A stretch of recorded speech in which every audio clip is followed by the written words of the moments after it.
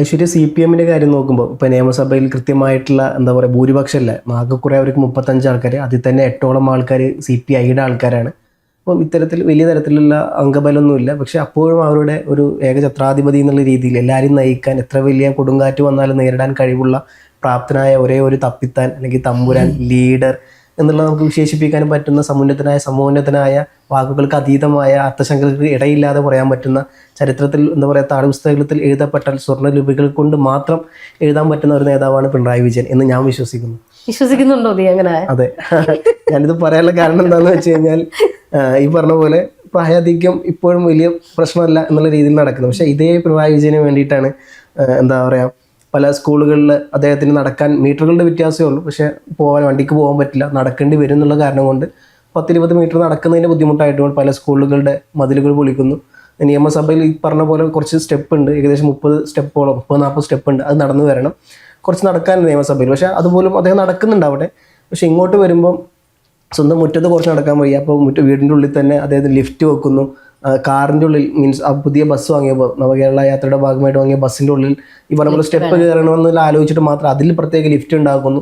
അപ്പോൾ പലതരത്തിൽ പ്രായാധിക്യം ഒരു പ്രശ്നമാണെന്നുണ്ടെങ്കിൽ പോലും ഇത്തരത്തിൽ അദ്ദേഹത്തിന് വേണ്ടി പല കാര്യങ്ങളും ചെയ്തു കൊടുത്താണ് സംസ്ഥാന സർക്കാർ എന്ന് പറയാൻ പറ്റില്ല, കാരണം സംസ്ഥാന സർക്കാർ അദ്ദേഹം തന്നെ ആയിരുന്നു അക്കാലത്ത്. അപ്പം ഇതെങ്ങനെയൊക്കെ നോക്കുമ്പോഴും ഇപ്പോഴും എന്താ പറയുക നിയമസഭയിൽ അദ്ദേഹത്തിൻ്റെ നടത്തം വലിയ തരത്തിലുള്ള ആവേശം കൊള്ളുന്ന ഒരു നടത്തം തന്നെയാണ്. ഇപ്പോഴും ഊരിപ്പിടിച്ച ആളുകൾക്കിടയിൽ നടക്കുന്ന തൻ്റെയുടെ ഇപ്പോഴും ആ പൗരുഷം, ആണത്തം, തൻ്റെയുടെ യുവത്വം, ചുറുചുറുപ്പ് ഇതെല്ലാം ഇപ്പോഴും മാറാത്ത തൻ്റെയിടമുള്ള പിണറായി വിജയൻ തന്നെയാണ് ഇപ്പോഴും നിയമസഭയിൽ അത് ശരി കാണുന്നത്.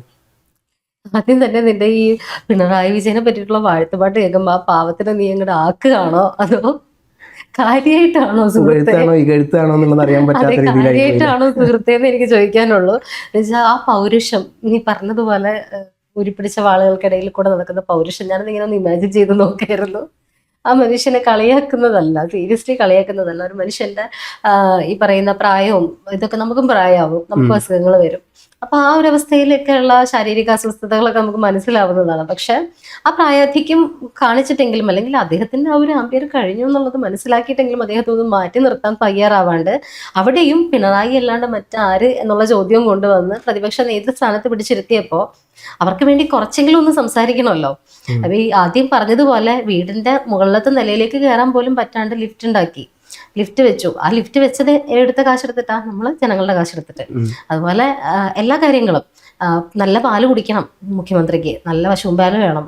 മുഖ്യമന്ത്രി ആയിരുന്ന മുൻ മുഖ്യമന്ത്രിക്ക് നല്ല പശുമ്പാൽ വേണം. ഇഷ്ടം പോലെ പശുക്കളെ വാങ്ങി ആ പശു തൊഴുത്ത് പണിയാൻ തന്നെ 40 ലക്ഷം. സാധാരണ ജനങ്ങൾക്ക് നമ്മുടെ ലൈഫ് മിഷൻ പദ്ധതി വഴി ഒരു വീട് പണിയാനായിട്ട് കൊടുക്കുന്നത് 4 ലക്ഷം രൂപയാണ്. ആകെ 4 ലക്ഷം രൂപ.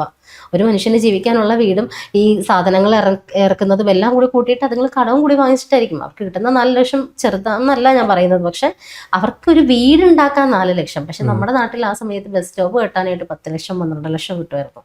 ആ ബസ് സ്റ്റോപ്പുകളുടെയൊക്കെ അവസ്ഥ നമ്മൾ കണ്ടു കഴിഞ്ഞാൽ അതൊക്കെ ഇങ്ങനെ ഭയങ്കര ആധുനിക സംവിധാനങ്ങളൊക്കെ ആയിരിക്കും. മറ്റേ 2 കാലും ഉണ്ടാവും, മറ്റേ ഇങ്ങനത്തെ ഒരു പൈപ്പ് പോലത്തെ സാധനം ഉണ്ടാവും. അത് എവിടെ ഇരിക്കണം, അതെ എവിടെ ഇരിക്കണം. ഇനി ഈ പറയുന്ന പോലെ പൈൽസിന്റെ ഒക്കെ ബുദ്ധിമുട്ടുള്ളവരാണെങ്കിൽ ബുദ്ധിമുട്ടാണ്ടിരിക്കാൻ പാകത്തിനുള്ള ആധുനികമായിട്ടുള്ള സാധനങ്ങളൊക്കെ വെച്ചിട്ടായിരുന്നു. 2 കമ്പിയും ഇത് വളച്ച് കിട്ടുന്നതിനൊക്കെ 15 ലക്ഷം 12 ലക്ഷം ഒക്കെയാണ് മിക്ക വെയിറ്റിംഗ് ഷെഡുകളിലും നോക്കി നമുക്ക് കാണാൻ പറ്റുന്നത്.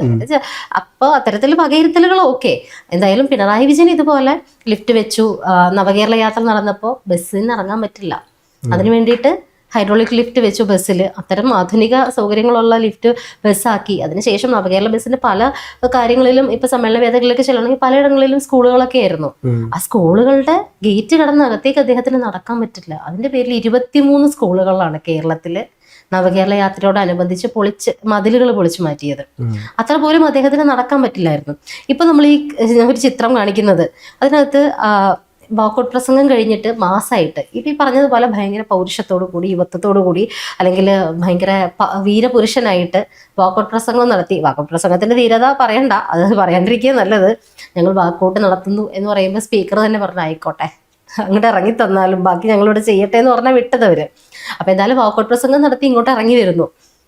ഇപ്പൊ എല്ലാ ദിവസവും നിയമസഭയിൽ കറക്റ്റായിട്ട് നോക്കിക്കഴിഞ്ഞാൽ 30 പടിക്കെട്ടുകൾ ഇറങ്ങിയാലാണ് നിയമസഭയിൽ നിന്ന് 30 പടിക്കെട്ടുകളാണുള്ളത്. ആ 30 എണ്ണം അങ്ങോട്ടും കയറണം, ഇങ്ങോട്ട് ഇറങ്ങണം. അവിടെ ഒരു ലിഫ്റ്റും ഇല്ല.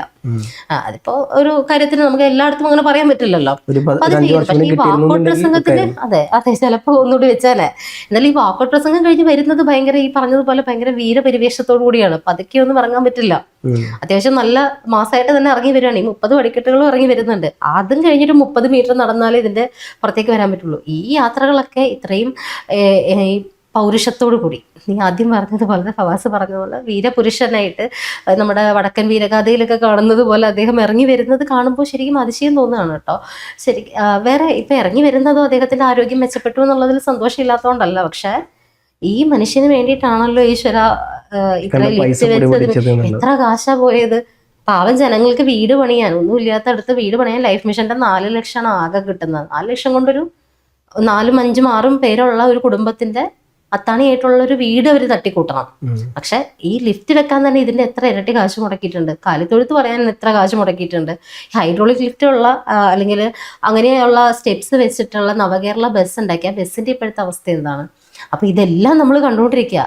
ഇതിന്റെ ഒരു വ്യത്യാസം എന്ന് വെച്ചാൽ അതിപ്പോ ജനങ്ങളുടെ കാശാണല്ലോ, കുഴപ്പമില്ല. ഇപ്പൊ നിയമസഭയിൽ ലിഫ്റ്റ് വെക്കാനായിട്ട് ഫവാസ് പറഞ്ഞതുപോലെ ഒരു 5 വർഷം കൂടി കിട്ടിയിരുന്നെങ്കിൽ ആ മനുഷ്യൻ കുറച്ചും കൂടി ഇന്ന് പ്രയത്നിച്ചേനെ. അങ്ങോട്ടും കൂടി എനിക്ക് കയറണമല്ലോ, എനിക്ക് കയറാൻ വയ്യ. നമ്മളുടെ ഇപ്പൊ സ്വരം നന്നാകുമ്പോൾ പാട്ട് നിർത്തുന്നതല്ലേ നല്ലത്. അദ്ദേഹത്തിന് വയ്യാന്നുണ്ടെങ്കിൽ ബഹുമാനിക്കുന്നു.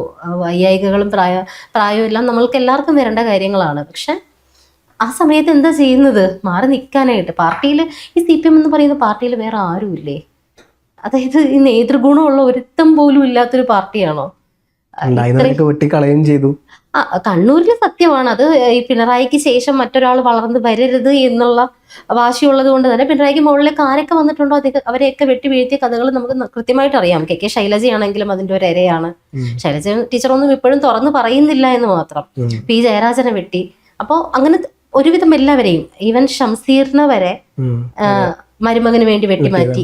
G സുധാകരനെ വെട്ടിമാറ്റിയതും ഇതുപോലെ തന്നെ മരുമകന് വേണ്ടിയിട്ടാണ്. അപ്പോൾ സ്വന്തം കാര്യങ്ങൾക്ക് വേണ്ടിയിട്ട് ഓരോരുത്തരും വെട്ടിമാറ്റുന്നത് മാത്രമല്ല, തനിക്ക് മീതെ വേറെ ആരും, എനിക്ക് ശേഷം പ്രളയമെന്ന് വിശ്വസിച്ചിരുന്ന ഒരു മനുഷ്യനാണ് അദ്ദേഹം. അപ്പൊ അതുകൊണ്ട് തന്നെ അപ്പുറത്ത് UDF തമ്മിത്തല്ലുകൾ നടന്നു എന്ന് പറഞ്ഞിട്ട് മാധ്യമങ്ങൾ പരിഹസിക്കുമ്പോഴും അവിടെ നടന്നത് ആംബിയറുള്ള കുറെ അവന്മാർ അതിനകത്തുള്ളത് കൊണ്ടാ.